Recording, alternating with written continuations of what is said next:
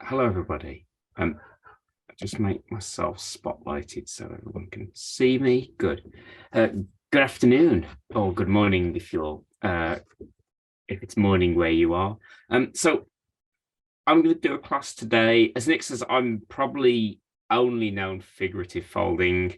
I'm not a big fan of modulars because I find the repetitive nature of folding modules is just not for me. I know some people find that really relaxing. I kind of don't, but sometimes I'll make some geometric stuff because sometimes you make something and it's interesting and you kind of feel like you've discovered something and somehow the model wants to be made.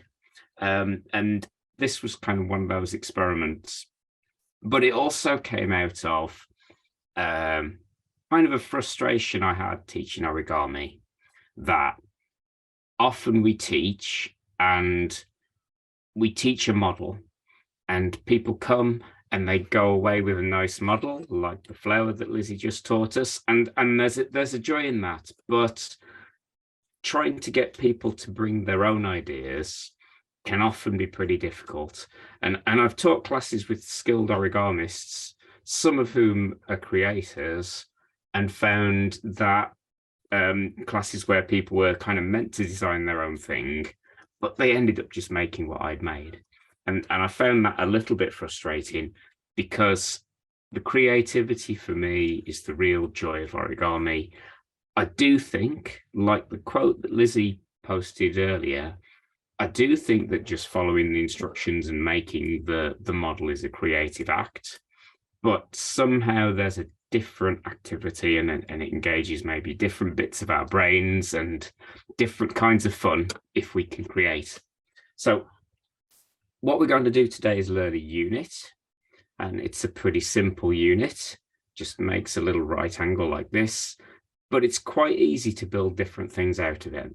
So we're then going to all just try, when we've made a few of these, to see what we can turn it into. So I'm just going to move to my other camera. Hopefully this will be nice and clear. Sorry, Okay. but is it like building blocks? It is like building blocks. It is like building blocks, yes. Thank you. Very much so. Thank you. So a little word about paper. So a lot of different papers are suitable for this, which makes it good for classes. I've got some, this was sold to me as thin card. Really, it's kind of thick paper. It's maybe about 120 grams. And I'm going to make out of this. These are A7 I've cut down to. This is an A7 sheet. You can also use squares. These are just some post-it notes, and these work okay. They're maybe a little bit thin. The stronger your material, the stronger your construction. So if you have something that's a little bit thicker than ordinary paper, origami paper is a little bit thin, but it still works. Ordinary copy paper works. Cards a little tiny bit better. Okay, so we'll start off. There's always a debate about teaching modular origami, about whether you should teach one unit and then everyone folds however many units they need, or whether you should teach one step at a time and fold lots of units. But we're going to start off learning one unit. We might move to a production line later. So I'm going to fold on a slightly bigger rectangle. If you're using a square, the folds are exactly the same. But obviously, if you're using a rectangle, you need to remember and pay attention to which is the short and the long side. So very, very simple creases. We're going to start by folding in half, and we want the long edge of the rectangle to meet the opposite long edge.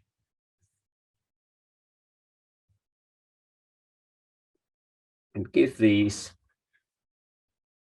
a really good crease. We want really firm creases, please, because that will just help the model form into the 3D shape. When we've done that, we can unfold. And we're going to just take the bottom edge and fold it into the center.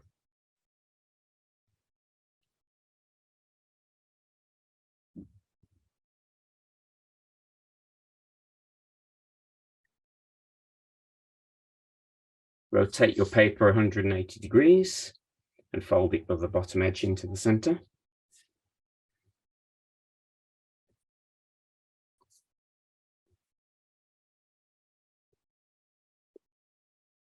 And again, make sure everything's creased. Always good to, when you've completed a crease, just press everything flat. Open out your paper.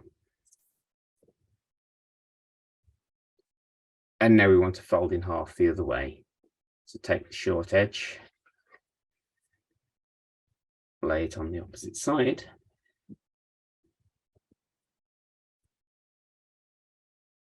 And again, give everything a good press to make it flat.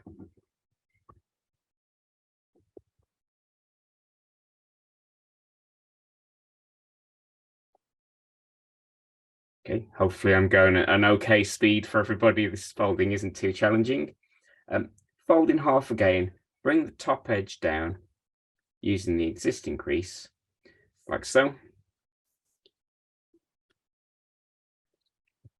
So we've made another silver rectangle. On my paper, because I started slightly bigger, this would probably be A8, but you've probably got an A9 now if you started with an A7 square. Here I've got a corner. This is actually the center of the paper. And I want to fold over at 45 degrees, just down to this center line. And if you are using a heavier paper, this is quite a lot of layers. So really get your thumbnail or your folding tool in there. Make sure you've pressed it good and flat. And we open that up. You can see the 45-degree crease there. I want to inside reverse fold that crease. So I'm just going to push it in with my finger. And again, I'm going to press everything flat. Firm creases really matter, and there's a lot of layers for me to go through that. So we're now going to open up everything. And as I'm looking at this, I've opened it up. The horizontal creases at the top and the bottom are valley folds. And I'm going to take the top one of those and fold it in. And I'm going to turn the paper over. I've now got a mounting fold here, a horizontal crease. I want to make sure this crease is in, but I'm not going to fold it all the way under. I'm going to leave it at about 90 degrees. And now we're going to collapse the model. So the easiest way to do this is, if you hold the paper at what was the center horizontal crease, we want to put this middle crease in as a valley. And you've got to just encourage it. You'll see the paper start to form a 3D shape. And it's quite good to put your fingers inside to just make it happen. So you've then got a shape like this. And then we push here and here. And we make a right-angled form. So I'm going to try that one more time, because the collapse is much more difficult than the folding. But once you've made it, it's quite strong. I'm just going to carefully unfold this. So I'm here, I've folded my top quarter down. The bottom quarter, I've folded under, but not all the way. And then I want to make this central vertical valley fold. As I make it, I put my fingers inside the little pockets and bring together, and then a push.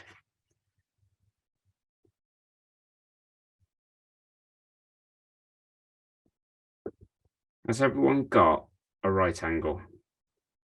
Maybe put in the chat if you want to see that again. Your fingers just kind of need to learn doing that last step to collapse it. I'm going to just look at people's cameras and see if they're holding up right angles. It looks like a few of you are. Excellent. Okay. So that's a unit. As you can see, it comes together. It's quite strong, especially if you've used a stronger paper. And the important thing about this unit is we've got a right angle here. If we look at the top or the bottom, we can see we've got a triangle. When I was a little boy in school, I think I might have been 8 years old, my teacher told me a really important thing. She said, triangles are the strongest shape. And the reason that we can build with this quite well and that it holds together and it's quite strong is because we've got a triangle here, a nice equilateral triangle. So we need to make some more units. Maybe some of you are already racing to make units. We're going to try making these in a bit of a production line method. So our first crease, if you remember, is to fold the paper in half, edge to edge.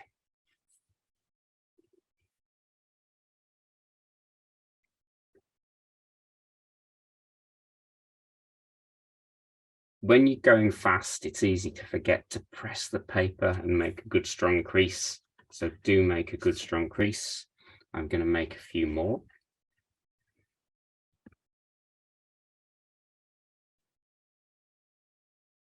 I'm not sure how long it will take a big group like this to fold lots of pieces, but we're going to probably make these units for about 10 minutes or so. If we can get to 12 units, that's really good, but we can work with less. 8 is quite a good number. We can make different things. The more units you have, the more options you've got for making different models. We've got an adjustable picture frame, Lee. There's an adjustable picture frame. Yeah, there's various things you can make with this. So making 4 gives you some fairly easy choices about making some different models. Making more than 4 gives you a lot more options.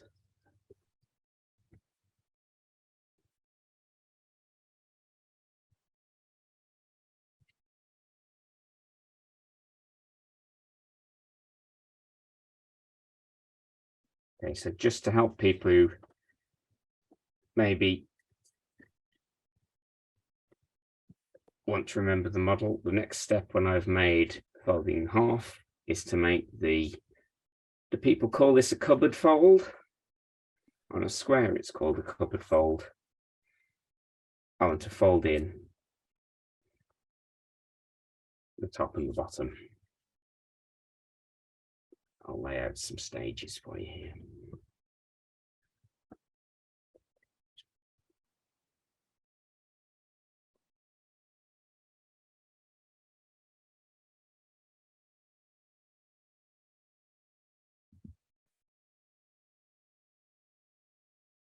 I hate to be a pedant, Lee, but that looks like A6 rather than A7.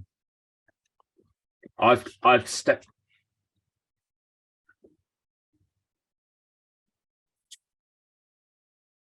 That's on my paper, that's an A6.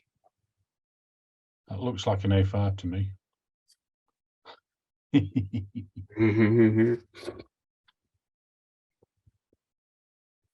Maybe it is, just a moment.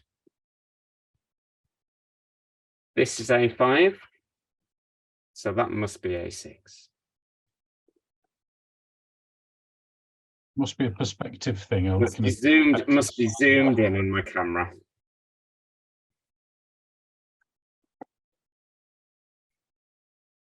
What a load of creativity.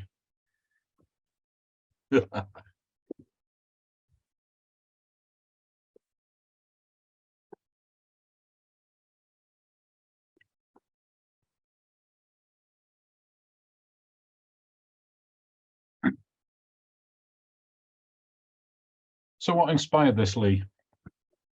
The most important part of any origami artist process, playing.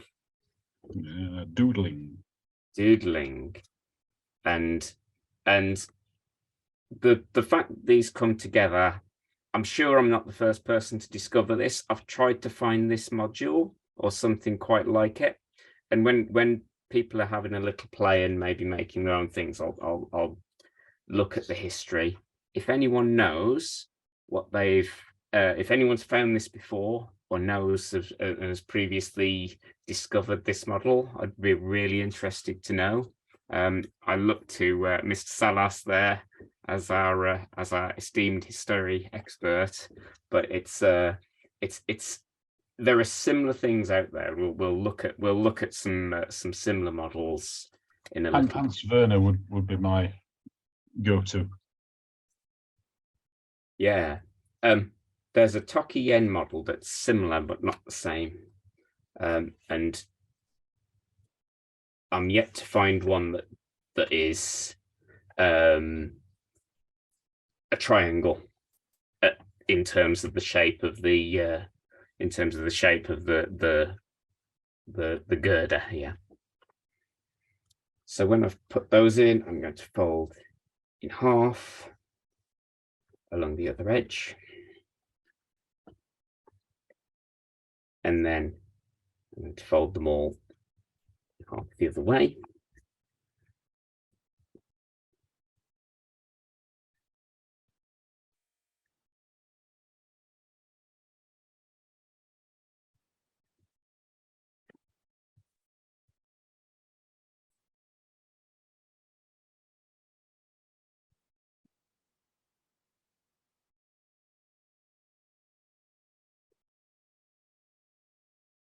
But as Lizzie says, we don't really care whether it's totally new to the world, do we? It's new to you. We don't, and I'd be very surprised if no one's done this with a piece of paper before. It seems so basic, and sometimes moves in origami are really nice. I quite like the way this comes together when you collapse it, but depending on the material you're using, it can be a little bit fiddly. So now I'm just folding over my corner on each of my pieces of paper, and I'm inside reversing it.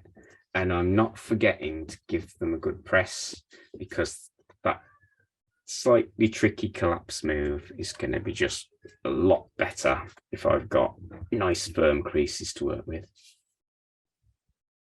Have you looked at little flaps at the end to sort of lock the external bits? So that I haven't on this, because I'm trying to keep something simple for people to work with. There are lots of examples out there of sort of similar things, which we'll come to in a few minutes while people are maybe building, that makes some spectacular and amazing models in this sort of genre of origami, I guess.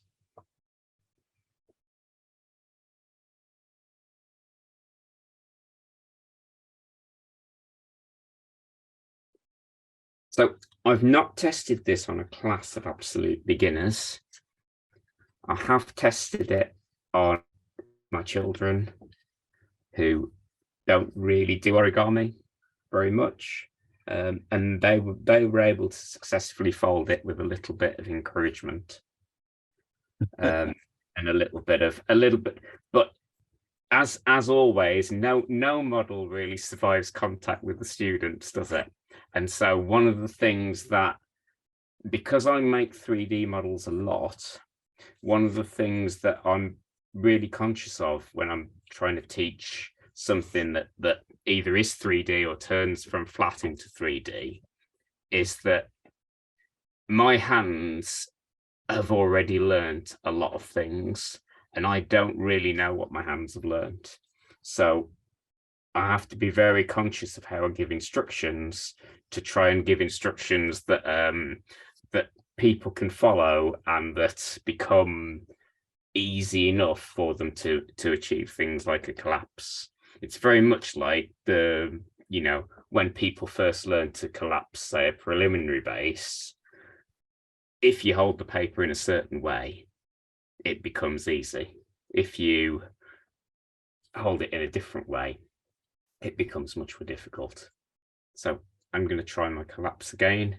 If you need help with this, I'm looking at this from the side where the horizontal creases are mountains. I fold one right under.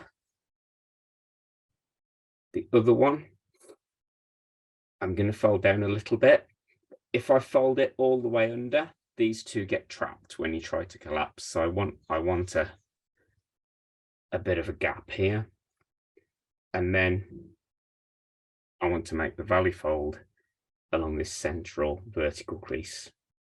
And I do it by holding the paper at two ends here and even pushing my fingers inside, because that helps open up the model. And then a push.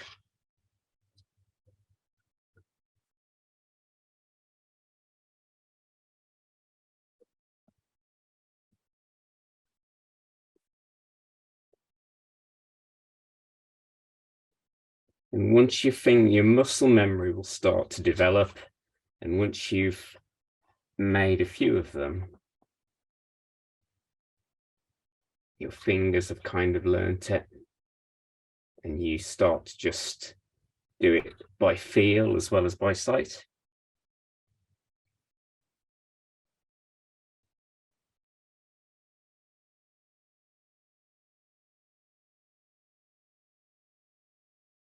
Have you tried putting in just half the internal creasing? Because you only need it on one side of it, don't you?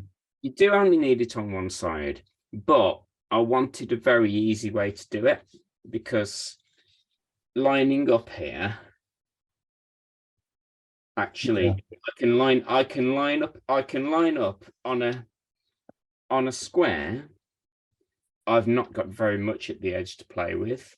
Here I've got to line up against this this crease and make a 45-degree crease and bring this bottom layer across, which is entirely possible, but there's a real danger. I'm going to spoil this model just to show you. There's a real danger if you're teaching beginners that they'll fold right to the top edge, whereas actually it doesn't come to the top edge on an A4 on a silver rectangle. Yeah, it's fine with a square, but there's a little gap here, and that felt like a nasty trap that people would kind of get stuck in and not make the model work. So that's why I did it that way, and it just felt like it was just easy to give that instruction. But you're right, Nick. You could change the folding sequence a little bit. See if that one will hold together now I've mushed it. And there is a danger with your students that if they don't get these creases right, and you've got maybe too many attempts here, the collapse just won't work, because you'll have mushed your paper a little bit.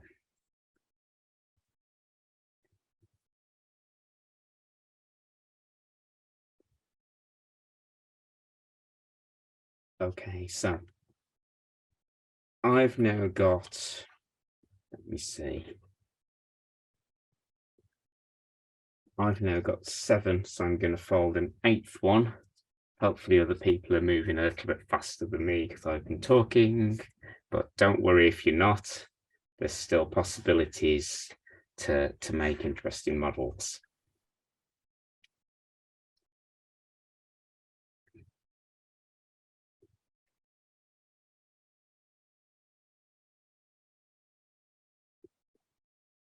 Can we do a bit of a show of hands, or people maybe type in the chat? Just tell me how many units you've made.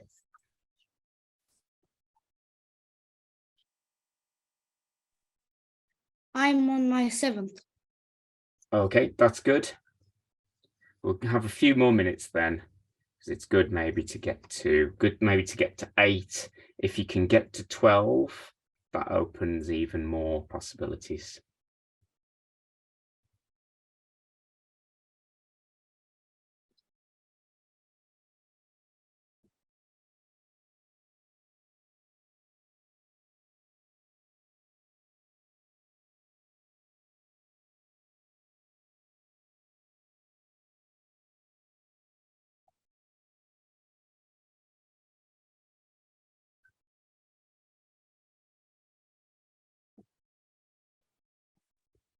So Lee, you're making these from squares. Your flaps are going to be shorter. Does that limit They are. So possibilities?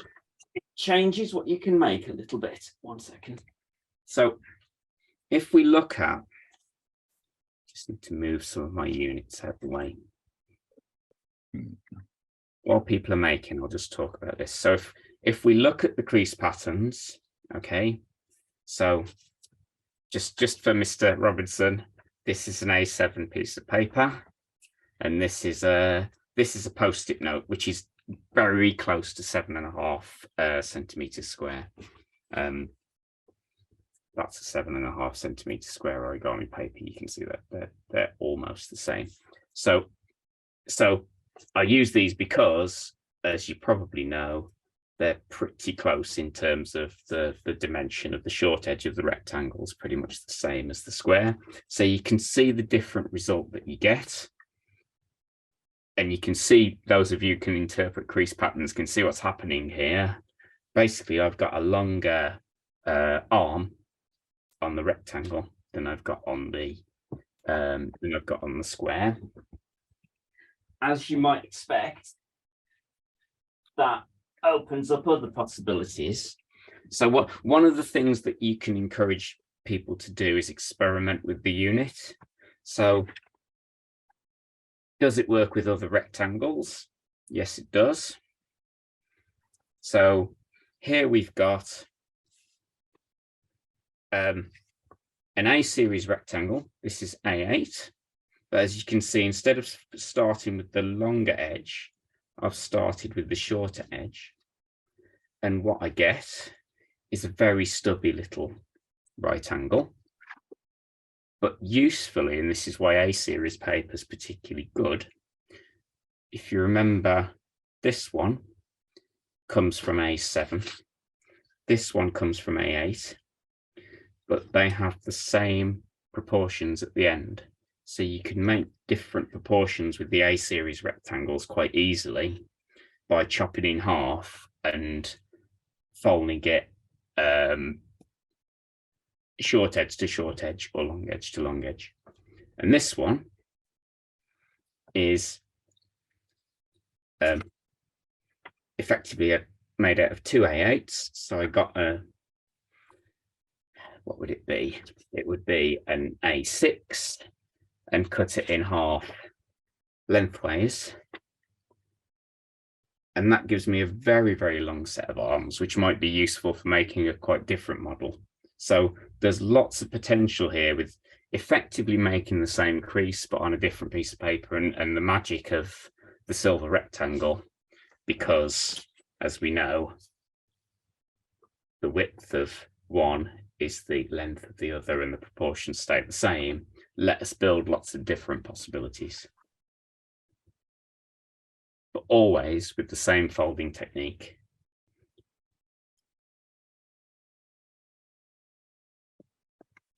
Okay. Hopefully people have got a reasonable number of shapes now. Take a look at, you had a couple of your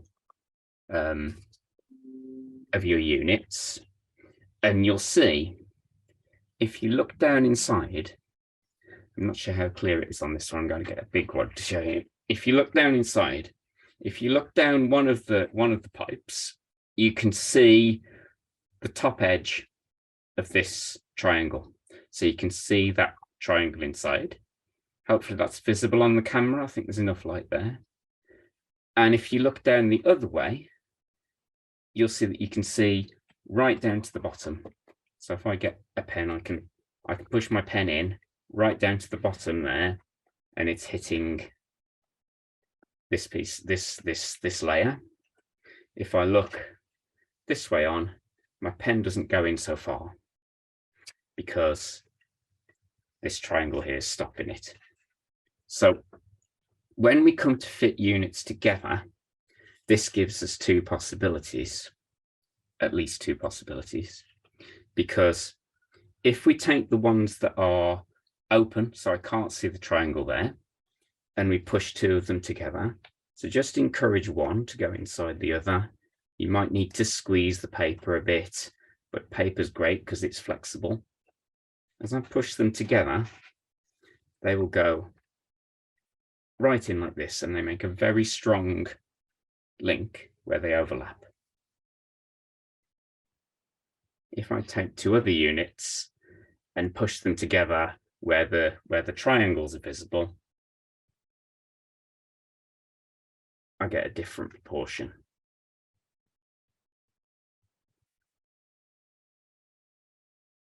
And it's still quite strong, especially if you've used a stronger paper. It's maybe not as strong as this one because the layers hold it all together. So that's two ways we can use this and get something different proportions. If you're using a square, you'll find that the edges here come together quite tightly.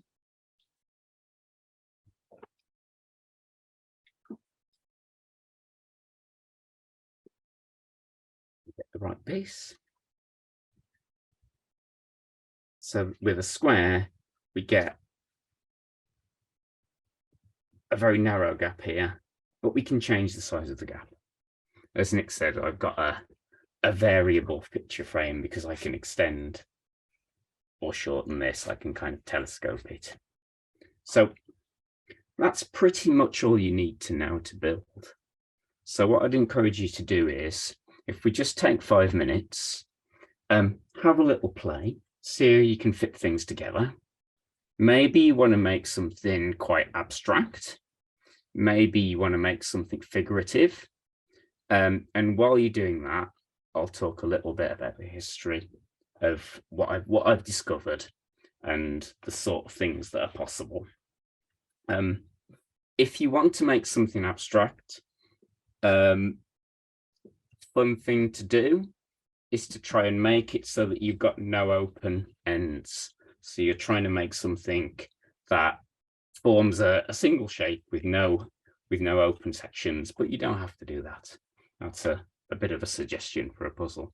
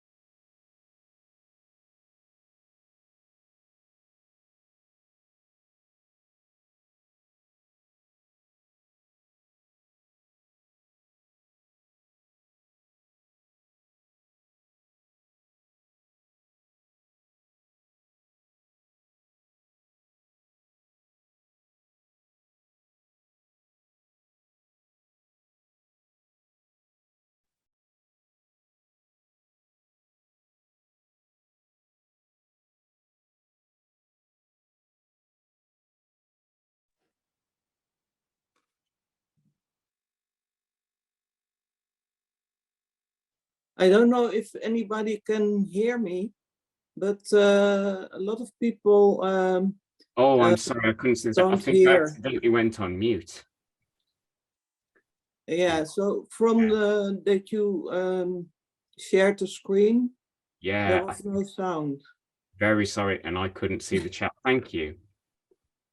I'll go back just a moment. So I'll try again. Can people hear me now? Hopefully. Yes. So, yeah. So I tried to find the history of this unit. I've not found one exactly like it. The nearest thing probably is by the great Thoki Yenn, and he created this umulius rectangulum, which is a kind of a puzzle, and it forms this really interesting shape that is kind of 3 interlocking rectangles, or 3-dimensional rectangles. It's quite a difficult fold for a beginner, I think, because you need to divide your paper into fifths, and you need to put folds at very specific places. When you collapse it, as you can probably see from the diagrams here, it makes a girder that is a square at the end rather than a triangle. So it would be possible to adapt my unit to make something like this. It probably wouldn't be very solid because you haven't got the kind of neat fit of the squares all fitting together to make the shape. But this appears to be the nearest thing to my unit that I can find. Of course, this genre of origami, which is known as wireframe origami, has been explored in other ways quite a lot before. So Thomas Hall's 5 intersecting tetrahedra is probably one of the classic modular folds, and it uses a similar principle, but you need to have little tabs to lock the units together. They don't fit together in the same way that mine do, or Thoki's did. And the intersecting tetrahedra concept has been taken to quite extreme levels by other people. So there's a really good article on Charles Lee's site, and I'll share the links afterwards for people to look, that shows the progression of this style of origami to make different intersecting 3-dimensional shapes. But we don't have to do that. We can make other things with our unit. Sorry, was someone going to make a comment there? Okay. I don't think I can make those stars.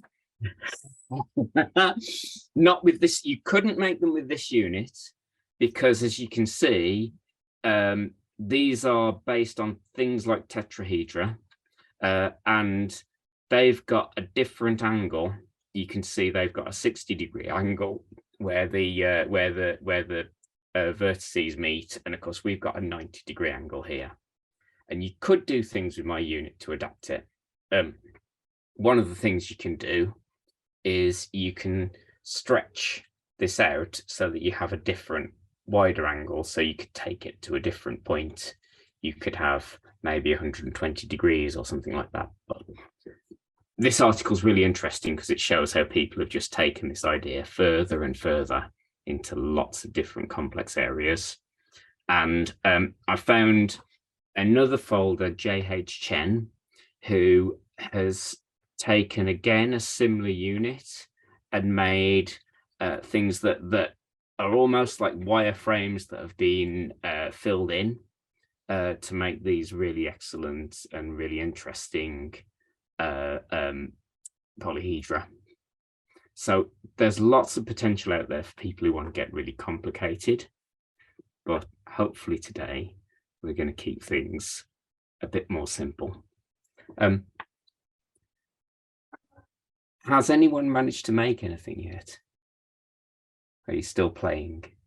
I've discovered a slight frustration, Lean, that you can, obviously the one that's on the outside of the other one, you can slide in, and if you get it the right way around, you can tuck it under the It's the Yes. pocket on the other side, but in doing that, it means that you can't do it on the next one, because the next one by necessity Yes. has the Yes. pocket. So you're always going to make shapes that are rectangular, because they will effectively stop. Oops, wrong way. They will stop when they hit the bottom. So you're always going to make shapes like this if you're making rectangles. Obviously, to make it into a square, you have to just tug one of the bits out. I made this rectangle. I'm going to take the spotlight off. Do you want to just raise a hand if you've made something that you'd like to share? And we can look around. Okay, we've got quite a few interesting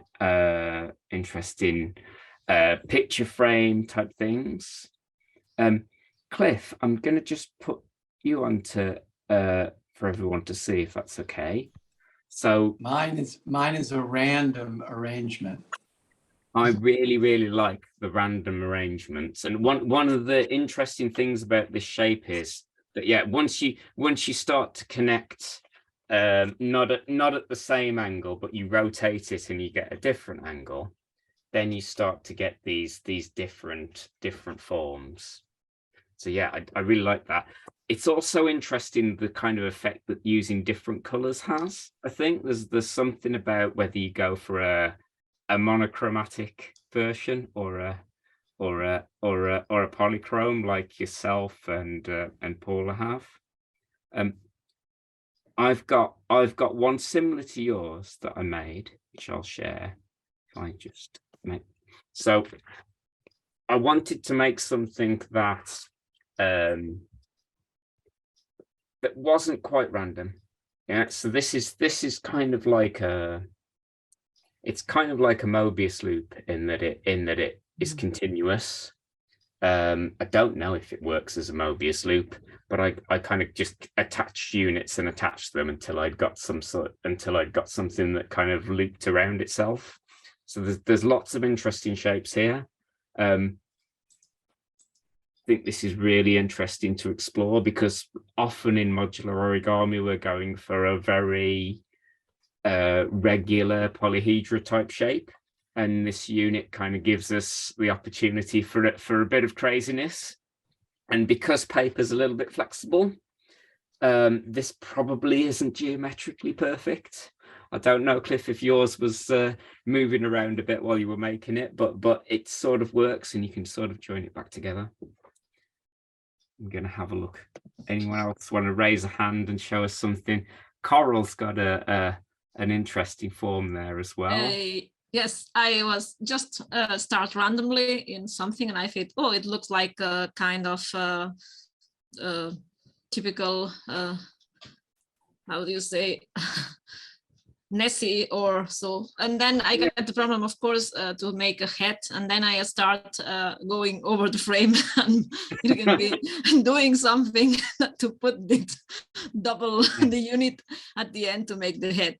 So I think it's also a nice thing. You have this unit and you work on it, but then you get problems, or you want to do something else, and it encourages to go further, or say, hey, that's another possibility I need, but I don't have, and try to find the solution. That's right, which is why maybe making the ones that are slightly different proportions So sometimes I just might help. try somehow to put it there. And I want to share just another thought, because we said we can put it in, but I thought about having the possibility to just use this little flap there and just connect it outside. I mean, it's not very stable, but it gives other possibilities. So I just start doing that. I don't know how it can go, just as other possibilities. That's all. Thank you. I had a go with that one as well. Thank you very much, Carl. That's really interesting. I had a go with that as well. This little guy, which I think was used on the website. As you say, it's not very strong, but we could always get a bit of glue and it would work. but yeah, you can make figurative things. So I made this little robot.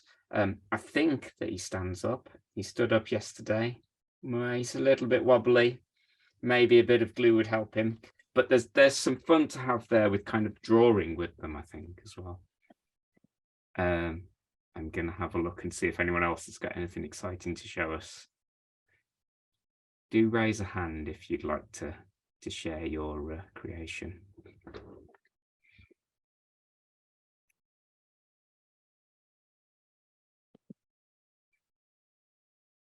Quite a few people are still building. That's a good sign. Mereda, you've got something there. Another possibility, which I haven't experimented much with, and I don't know if this was where you were going, but we can make letters and numbers. So we can do kind of calligraphy. I was starting to make a maze, but this is how it turned out. A maze is a brilliant idea. That's fantastic. You'd need to make quite a few units, but that's a really clever thought. Yeah, I like it. Thank you.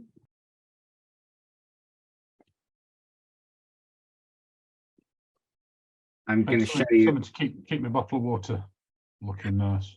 A tea cozy, Nick, is a original idea. I got a couple more I'll share, and then if anyone else has got any others. One thing I'd say is that lots of materials are possible. So these are train tickets. Train tickets are a dying thing now because we all do it on our phones, but sometimes you get a journey, and the train ticket is not a regular shape even, but it's okay. And it makes a really strong model. So it's useful to experiment with whatever you have lying around. Junk mail is fine. And I also had to go at some sort of regular geometric shapes. So this one is simply using the 60-degree angle to basically go round in a circle or a triangle. And of course, there's kind of two versions of this. So this is made out of squares, so it's post-it notes, and you get this kind of S shape running round. But if you use, and this is where I've pressed the two together to make the tight lock. If I flip it round, I get this shape, which is the same thing but with the shorter edge here. So there's lots of potential for these sort of things as well, and we can interlink them and make chains and so on. And I think if these were the right size, they'd fit together in one inside the other, but I don't want to break my model to try it. Okay. That's pretty much the end of the class. Thank you very, very much. I'm very happy to see people playing and sharing their creations. If anyone's got any questions, or are we coming into lunch now, Nick? Is it lunch break time? We're heading that way, yes, slowly. Okay.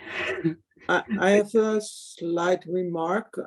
If somebody wants to make the how did it called, the umulius rectangulum by Thoki Yenn, I made the instructions how to make the starting shape, and I sent the PDF to Nick just now. Maybe he can put it on his screen or share it with us. If it's all right with you, Paul, I'll put it on the Didactics website. Yes, that's fine. We have a page on there for resources from previous conferences that people have allowed us to share. So anything of interest of use we can put on the website. Okay. I think that's not come through as a clickable link. I suggest maybe it would be nice for also for Lee that we make a screenshot from all the things we built just for a moment, and that he gets a kind of gallery of the. That would be awesome. Thank you. A bit of inspiration for me as well.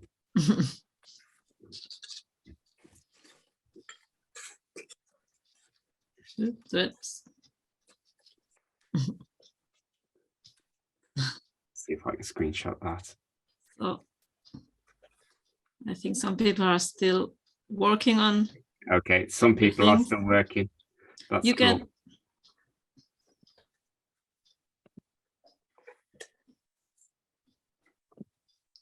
We also have a didactics Facebook page. If you make anything nice today and you want to take a photo of it, go onto Facebook and please share it on our group. Okay, or you can also share it on the social media. I put at the beginning the hashtag we will be using. It's easy, it's folding for Ukraine. So it's just the, and you can also post in your Instagram, Twitter, whatever.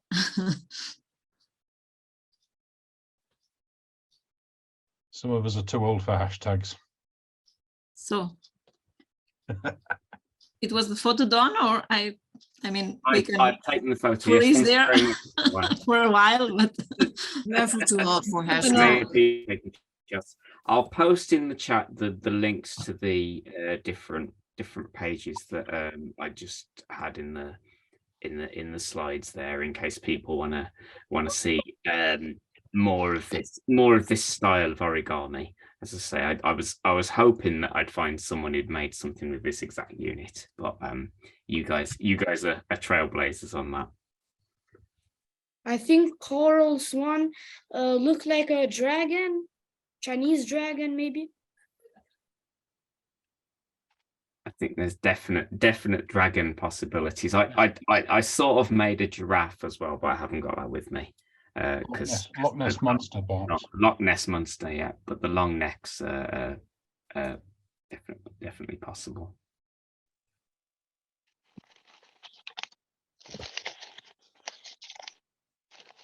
I like this system because they permit not only to create something geometric, regular, a dragon or a snake.